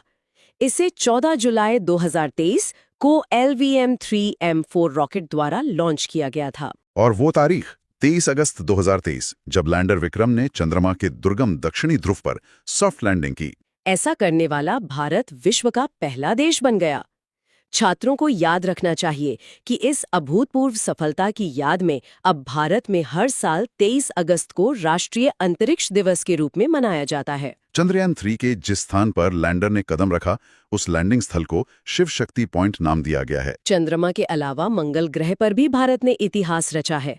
मंगलयान को 5 नवंबर 2013 को PSLV C-25 रॉकेट द्वारा लॉन्च किया गया था। लगभग 10 महीने की यात्रा के बाद 24 सितंबर 2014 को ये मंगल की कक्षा में पहुंचा, और सबसे बड़ी बात, अपने पहले ही प्रयास में मंगल पर पहुंचने वाला भारत दुनिया का पहला देश बन गया। चंद्रमा और मंगल के बाद इसरो ने सूर्य की ओर भी कदम बढ़ा दिए हैं। हाल ही में 2 सितंबर 2023 को PSLV C-57 रॉकेट द्वारा भारत का पहला समर्पित सौर मिशन आदित्य L1 लॉन्च किया गया। ये मिशन पृथ्वी और सूर्य के बीच स्थित L1 पॉइंट पर एक हेलो ऑर्बिट में स्थापित होकर सूर्य के बाहरी आवरण यानी कोरोना और सौर तूफानों का गहराई से अध्ययन कर रहा है। ये मिशन जुलाई 2024 में अपने निर्धारित स्थान पर सफलतापूर्वक पहुंच चुका है। इन सभी शानदार सफलताओं के पीछे एक बहुत बड़ी ताकत है, इसरो के प्रक्षेपण यान। एक तरह से ये इसरो की रीढ़ हैं। सबसे पहले बात करते हैं PSLV की। इसे इसरो का वर्क हॉर्स या भरोसेमंद घोड़ा कहा जाता है, क्योंकि इसने लगातार कई सफल उड़ानें भरी हैं। 15 फरवरी 2017 को इसी PSLV C-37 उड़ान के जरिए एक साथ 104 उपग्रह लॉन्च करके इसरो ने एक विश्व रिकॉर्ड स्थापित कर दिया था, जिसे देखकर पूरी दुनिया हैरान रह गई थी। दूसरा प्रमुख यान है LVM-3, जिसे पहले GSLV Mark III कहा जाता था। ये इसरो का अब तक का सबसे भारी और शक्तिशाली रॉकेट है। इसकी विशालता और क्षमता के कारण इसे फैट बॉय भी कहा जाता है। चंद्रयान-3 जैसे भारी पेलोड्स और ब्रिटिश कंपनी OneWeb के 36 उपग्रहों के समूहों की कमर्शियल लॉन्चिंग इसी शक्तिशाली रॉकेट से की गई थी। इसके अलावा इसरो अब भविष्य की जरूरतों को देखते हुए एक नेक्स्ट जनरेशन लॉन्च व्हीकल यानी NGLV विकसित कर रहा है। ये एक एडवांस्ड त्रिचरणीय वाहन होगा जिसमें भारी पेलोड ले जाने की अपार क्षमता होगी। LVM-3 की क्षमता को और भी अधिक बढ़ाने के लिए इसके सेमी क्रायोजेनिक इंजन के प्री बर्नर इग्निशन का मई 2024 में एक बहुत ही सफल परीक्षण भी किया जा चुका है। भविष्य के मिशनों की बात करें तो इसरो अब अंतरिक्ष में एक और नई छलांग लगाने जा रहा है। इसका नाम है स्पेडेक्स मिशन। परीक्षा के दृष्टिकोण से यह एक गेम चेंजर तकनीक है। अगर हम इसे व्यापक संदर्भ में देखें तो स्पेडेक्स है क्या? ये स्पेस डॉकिंग का एक तकनीकी प्रदर्शन है। सरल शब्दों में अंतरिक्ष में दो अलग अलग उपग्रहों या अंतरिक्ष यानों को आपस में भौतिक रूप से जोड़ने की प्रक्रिया को डॉकिंग कहते हैं। ये इतना आसान नहीं है। ये अंतरिक्ष में हजारों किलोमीटर प्रति घंटे की रफ्तार से उड़ते हुए दो ऑब्जेक्ट्स के बीच सुई में धागा डालने जैसा है। इसके साथ ही भारत के पहले महत्वाकांक्षी मानव अंतरिक्ष मिशन गगनयान पर भी बहुत तेजी से काम चल रहा है।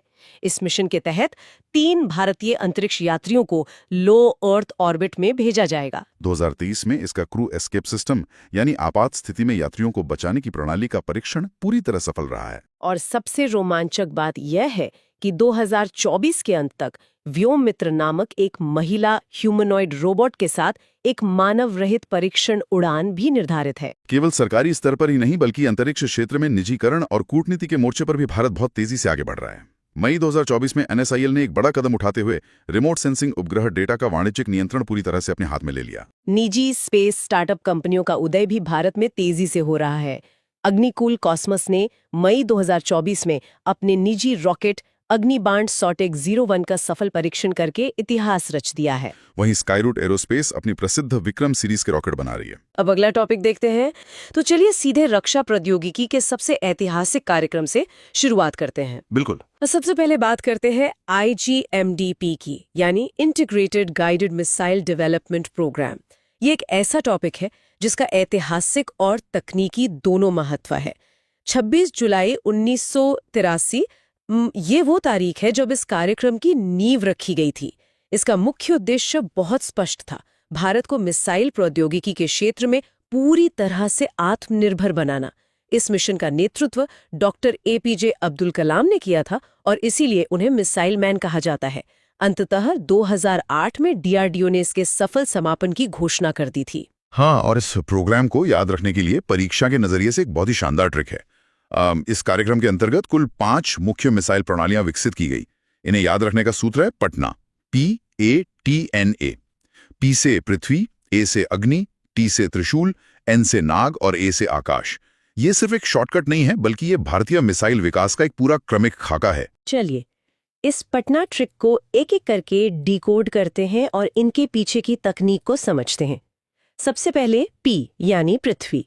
यह इस प्रोग्राम के तहत विकसित पहली मिसाइल है। तकनीकी रूप से यह एक सतह से सतह पर मार करने वाली कम दूरी की बैलिस्टिक मिसाइल है। इसका पहला ऐतिहासिक परीक्षण 25 फरवरी 1988 को श्रीहरिकोटा से किया गया था और सबसे अहम बात, यह अपने साथ परमाणु हथियार ले जाने में पूरी तरह सक्षम है। यहाँ सबसे दिलचस्प बात यह है कि पृथ्वी मिसाइल मुख्य रूप से तरल ईंधन यानी लिक्विड फ्यूल पर आधारित है। इसमें सोवियत संघ की तकनीक पर आधारित लिक्विड प्रोपल्शन ट्विन इंजन का इस्तेमाल किया गया है। अब इसका रणनीतिक प्रभाव यह है कि तरल ईंधन बहुत अधिक वाष्पशील होता है, इसलिए इसे मिसाइल में लंबे समय तक भर के नहीं रखा जा सकता। इसे लॉन्च करने से कुछ समय पहले ही मिसाइल में भरना पड़ता है। इसी कारण से ठोस ईंधन की तुलना में इसे लॉन्च करने में थोड़ा अधिक समय लगता है। तो अगर मैं इसे आसान भाषा में समझूं तो ठोस ईंधन वाली मिसाइलें एक तरह से रेडी टू ईट या इंस्टेंट नूडल्स की तरह हैं, जिन्हें बस आग दी और काम शुरू। जबकि तरल ईंधन वाली मिसाइलों के मामले में आपको लॉन्च से पहले पूरी तैयारी करनी पड़ती है, जिसमें समय लगता है ना। बिल्कुल सटीक तुलना है। युद्ध के मैदान में समय ही सब कुछ होता है, इसीलिए बाद की मिसाइलों में ठोस ईंधन पर ज्यादा जोर दिया गया। इसके अलावा पृथ्वी के 2 और महत्वपूर्ण संस्करण हैं। पहला है धनुष, जो पृथ्वी का नौसैनिक संस्करण है। इसे युद्धपोत के डेक से दागा जा सकता है और ये असल में पृथ्वी 2 का ही स्टेबल रूप है। दूसरा है प्रद्युम्न, जिसे पैड यानी पृथ्वी एयर डिफेंस भी कहते हैं। ध्यान रहे, ये हमला करने वाली मिसाइल नहीं है, बल्कि बचाव करने वाली एक इंटरसेप्टर मिसाइल है। ढाल है। अब पटना के ए पर आते हैं, यानी अग्नि मिसाइल। ये भी सतह से सतह पर मार करने वाली बैलिस्टिक मिसाइल है। शुरुआत में इसे सिर्फ एक प्रौद्योगिकी प्रदर्शक के रूप में देखा गया था, लेकिन आज ये भारत की परमाणु प्रतिरोधक क्षमता की रीढ़ है। चलिए इसे विस्तार से समझते हैं। 20 अगस्त 2025 को अग्नि 5 का परीक्षण क्यों खास था? क्योंकि इसमें MIRV यानी multiple independently targetable re entry vehicle तकनीक का इस्तेमाल हुआ। इस MRRV तकनीक को थोड़ा और सरल करते हैं। क्या हम इसे एक ऐसी डिलीवरी वैन की तरह समझ सकते हैं जो एक बार अंतरिक्ष में जाती है और फिर उसमें से कई अलग अलग पार्सल निकलते हैं जो अलग अलग शहरों या टारगेट्स पर जाकर गिरते हैं? ये एकदम सही। एक ही मिसाइल से कई अलग अलग लक्ष्यों को एक साथ निशाना बनाने की क्षमता दुश्मन के डिफेंस सिस्टम को चकमा दे सकती है। भारत अब USA, रूस, चीन, फ्रांस और UK के एलीट क्लब में शामिल हो गया है। इसी श्रृंखला में एक नई पीढ़ी की मिसाइल है अग्नि प्राइम। इसकी रेंज 1000 से 2000 किलोमीटर है। इसकी सबसे बड़ी विशेषता है इसका कैनिस्टराइज्ड होना। ये कैनिस्टराइज्ड होने का मतलब क्या है? इसे एक बेहद मजबूत थर्मस फ्लास्क की तरह समझ सकते हैं। मिसाइल को एक विशेष कंटेनर के अंदर सील करके रखा जाता है। इससे मिसाइल सुरक्षित रहती है, लंबी स्टोरेज मिलती है और ये वजन में हल्की होती है। इसे सीधे किसी ट्रक या ट्रेन पर रखकर कहीं भी ले जाया जा सकता है और वहीं से तुरंत लॉन्च किया जा सकता है। यह मोबिलिटी तो बहुत महत्वपूर्ण होगी। चलिए अब पटना के बाकी 3 अक्षरों TN और A की बात करते हैं। त्रिशूल, नाग और आकाश। त्रिशूल सतह से हवा में मार करने वाली कम दूरी की मिसाइल है जो कम ऊंचाई वाले लक्ष्यों के लिए है। इसके बाद है नाग, जो एक तीसरी पीढ़ी की एंटी टैंक गाइडेड मिसाइल है। इसकी खासियत इसका दागो और भूल जाओ सिद्धांत है। हाँ, ये फायर एंड फॉरगेट तकनीक बहुत एडवांस्ड है। ऑपरेटर को मिसाइल फायर करने के बाद टारगेट को ट्रैक करने की जरूरत नहीं होती है। नाग के हवाई संस्करण को हेलिना कहते हैं और इसी के उन्नत संस्करण को ध्रुवास्त्र नाम दिया गया है। और पटना का आखिरी अक्षर है आकाश। ये सतह से हवा में मार करने वाली मध्यम दूरी की मिसाइल है जिसकी क्षमता मल्टीपल टारगेट्स को ट्रैक करके नष्ट करने की है। इन 5 के अलावा 2 और प्रणालियां हैं, प्रलय और पिनाका। प्रलय ठोस प्रणोदक आधारित सतह से सतह की कम दूरी वाली मिसाइल है। यह अर्ध बैलिस्टिक है जो हवा में अपना रास्ता बदल सकती है और इसका पेलोड 500 से 1000 किलो तक होता है। इसे मोबाइल लॉन्चर से दागा जा सकता है। और पिनाका स्वदेशी तकनीक से विकसित एक मल्टी बैरल रॉकेट लॉन्चर है। इसका नाम भगवान शिव के धनुष पर रखा गया है और इसे पुणे की ARDE लैब ने विकसित किया है। बिल्कुल। और पिनाका का काम है दुश्मन के बड़े इलाके पर कुछ ही सेकंड्स में रॉकेटों की बारिश करना। परीक्षा के लिए ये जानना जरूरी है कि इसने पुरानी रूसी ग्रैड BM-21 की जगह ली है। जमीन की ताकत के बाद अब पनडुब्बियों और नौसेना की तकनीक की ओर बढ़ते हैं। ऐतिहासिक संदर्भ देखें तो भारत की पहली पनडुब्बी INS कलवरी थी जो 8 दिसंबर 1967 को शामिल हुई। ये सोवियत फॉक्सट्रॉट क्लास की थी, इसीलिए 8 दिसंबर को पनडुब्बी दिवस मनाते हैं। पहली परमाणु पनडुब्बी INS चक्रवन थी जिसे 1988 में सोवियत संघ से लीज पर लिया गया था और स्वदेशी निर्मित पहली पनडुब्बी INS शल्की थी। यहाँ एक रोचक तथ्य ये भी है कि शांति टेरेसा लकड़ा एशिया की पहली महिला है जो पनडुब्बी के डिजाइन से जुड़ी। और जब हम परमाणु पनडुब्बियों की बात करते हैं तो भारत की पहली स्वदेशी परमाणु पनडुब्बी INS अरिहंत है जो K-15 सागरिका मिसाइल दाग सकती है। दूसरी INS अरिघात है। परीक्षा के दृष्टिकोण से SSBN का फुल फॉर्म महत्वपूर्ण है, शिप सबमर्सिबल बैलिस्टिक न्यूक्लियर। इस गुप्त प्रोग्राम का कोड नेम ATV यानी एडवांस्ड टेक्नोलॉजी वेसल है और जो K सीरीज मिसाइलें हैं उनका नाम डॉक्टर कलाम पर रखा गया है। ब्लू वाटर नेवी बनने के लिए इन परमाणु पनडुब्बियों की आवश्यकता क्यों होती है? क्योंकि ब्लू वाटर नेवी का मतलब है गहरे समुद्र में दूर तक अपनी ताकत दिखाना। परमाणु पनडुब्बियां महीनों तक पानी के नीचे रह सकती हैं, जो उन्हें एक बेहतरीन सेकंड स्ट्राइक कैपेबिलिटी देती है। तकनीकी विशेषताओं में AIP यानी एयर इंडिपेंडेंट प्रोपल्शन का जिक्र आता है। ये पनडुब्बी को सतह पर आए बिना लंबे समय तक पानी में रहने की शक्ति देता है। इसके अलावा वरुणास्त्र हमारा स्वदेशी हैवी वेट टार्पीडो है और पनडुब्बियों से संचार के लिए तमिलनाडु में INS कट्टाबोम्मन VLF स्टेशन है। एक खास बात, INS सिंधुध्वज एकमात्र पनडुब्बी थी जिसे इनोवेशन अवार्ड मिला था, जो अब सेवा मुक्त हो चुकी है। लेकिन अभी सबसे अहम प्रोजेक्ट 75 है। हाँ, प्रोजेक्ट 75। इसका उद्देश्य डीजल इलेक्ट्रिक अटैक पनडुब्बियों का स्वदेशी निर्माण करना है। ये फ्रांसीसी स्कॉर्पियन क्लास पर आधारित है, सहयोगी फ्रांस की नेवल ग्रुप है और निर्माण मुंबई के MDL में हो रहा है। कुल 6 पनडुब्बियां हैं। इसकी ट्रिक है KKKVVV। पहला K INS कलवरी है, जो टाइगर शार्क पर नामित है। दूसरा KINS खंडेरी है, जो मराठा द्वीप किले पर नामित है। तीसरा KINS करंज है। फिर V शुरू होता है। पहला V INS वेला। दूसरा VINS वागीर, जिसे सैंड शार्क कहते हैं। और छठा तथा अंतिम है INS वाघीशीर। अगर हम इसे बड़े संदर्भ में देखें तो इनमें SM-39 एक्सोसेट मिसाइलें हैं। भविष्य में इनमें DRDO का AIP सिस्टम लगेगा और इनमें स्टील्थ तकनीक है। P-75I इसका अगला चरण है, जिसमें AIP युक्त 6 और पनडुब्बियां बनेंगी। अब रक्षा प्रौद्योगिकी से आगे बढ़कर जैव प्रौद्योगिकी और बायो इकोनॉमी की तरफ चलते हैं। इंडिया बायो इकोनॉमी रिपोर्ट 2025 के आंकड़े बताते हैं कि 2014 के $10 बिलियन से बढ़कर यह 2024 में $165.7 बिलियन हो गई है। 2030 का लक्ष्य $300 बिलियन है। ये GDP में 4.25% का योगदान दे रही है।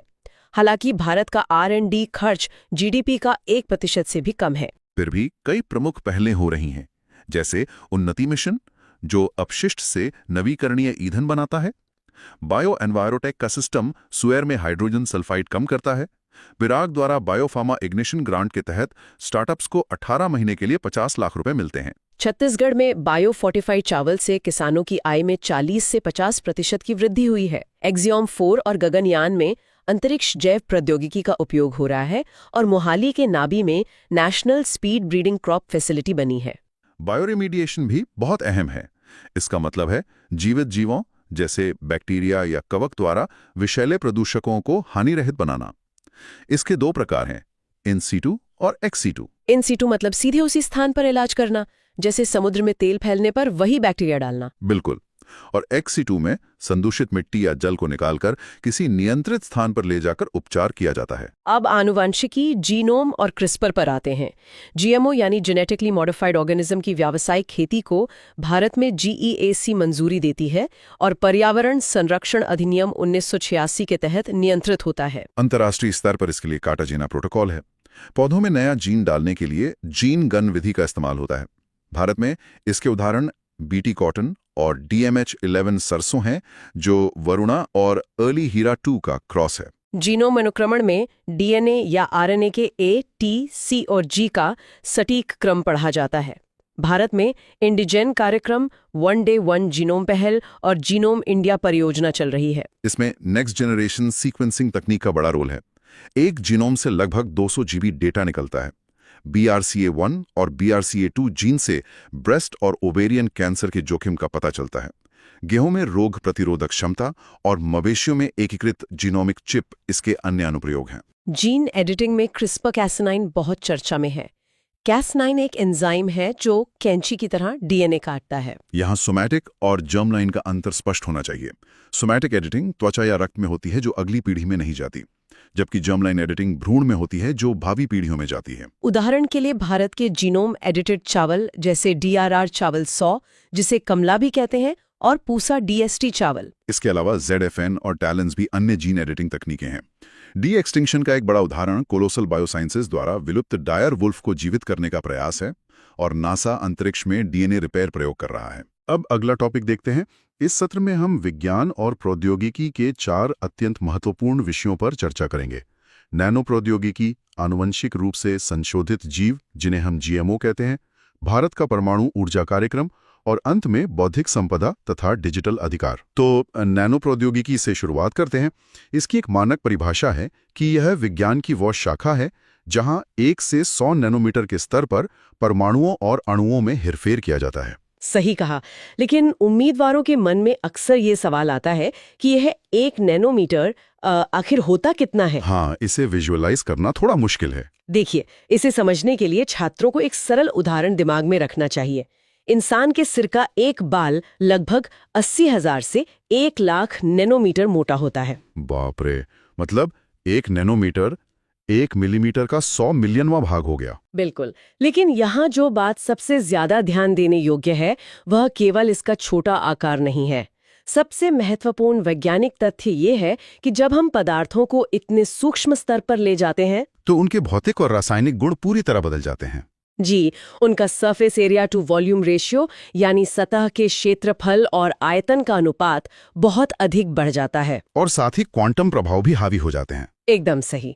इसका सीधा सा अर्थ ये है कि जो सोना हमें सामान्य रूप से पीला और चमकदार दिखता है वह नैनो स्तर पर लाल या बैंगनी रंग का दिखाई दे सकता है। यह बिंदु परीक्षाओं के लिए बहुत अहम है। किसी पदार्थ की मजबूती या ऊष्मा सहने की क्षमता भी नैनो स्तर पर एकदम अलग व्यवहार करती है। और उत्पत्ति के आधार पर हम इन्हें 2 श्रेणियों में बांटते हैं। प्राकृतिक नैनो पदार्थ जो भूपर्पटी में मौजूद है और कृत्रिम जो हम प्रयोगशालाओं में बनाते हैं। और इन्हीं कृत्रिम नैनो पदार्थों के कई विशिष्ट अनुप्रयोग हैं। परीक्षाओं में सीधे तौर पर इनके उपयोग पूछे जाते हैं। कैंसर के इलाज में हो रहा है।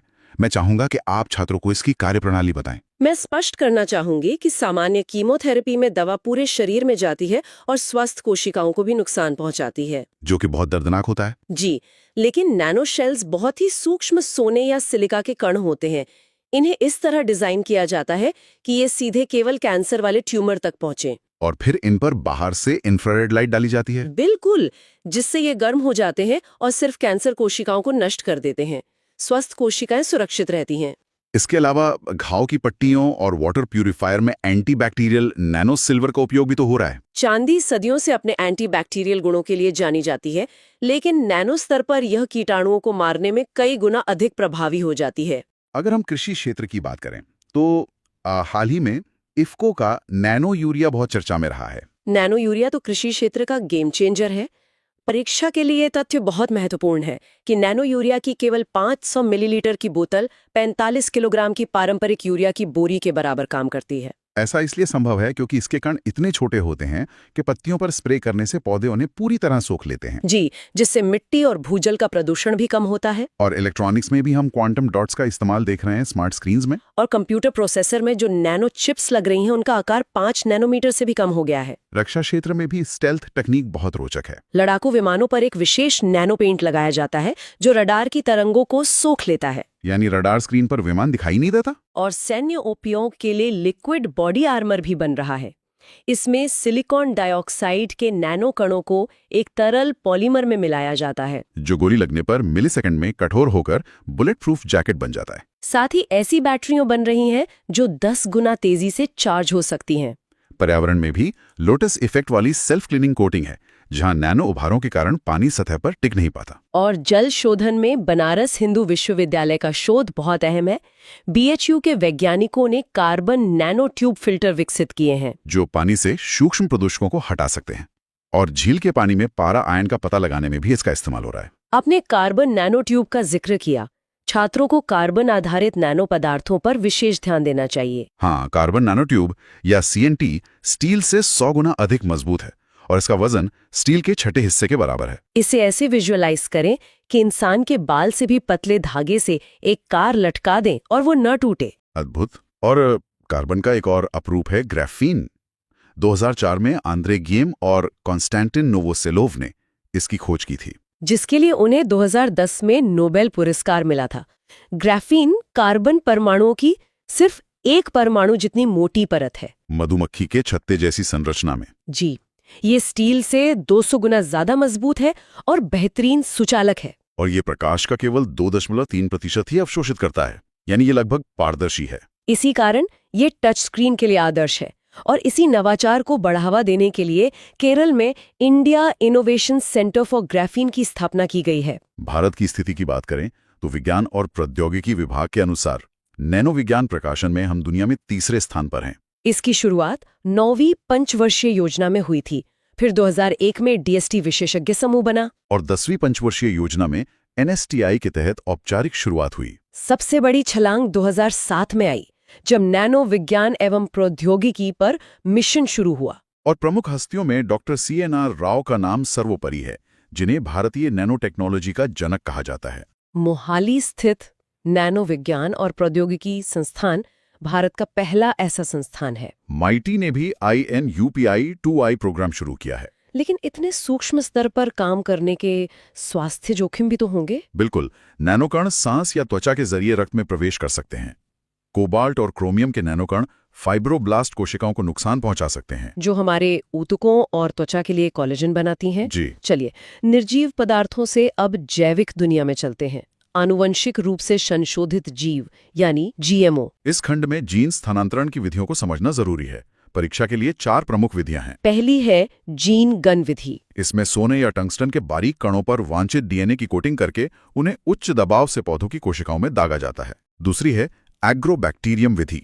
इसमें एग्रोबैक्टीरियम ट्यूमेफेसियंस जीवाणु का उपयोग होता है। इसे प्रकृति का जेनेटिक इंजीनियर कहा जाता है। वैज्ञानिक इसके ट्यूमर वाले हिस्से को हटाकर हमारा वांछित जीन लगा देते हैं। तो ये बीमारी के बजाय काम का जीन पौधे में डाल देता है। तीसरी विधि है इलेक्ट्रोपोरेशन, जिसमें इलेक्ट्रिक पल्स से कोशिका में छेद बनाए जाते हैं ताकि DNA अंदर जा सके। और चौथी है माइक्रो इंजेक्शन।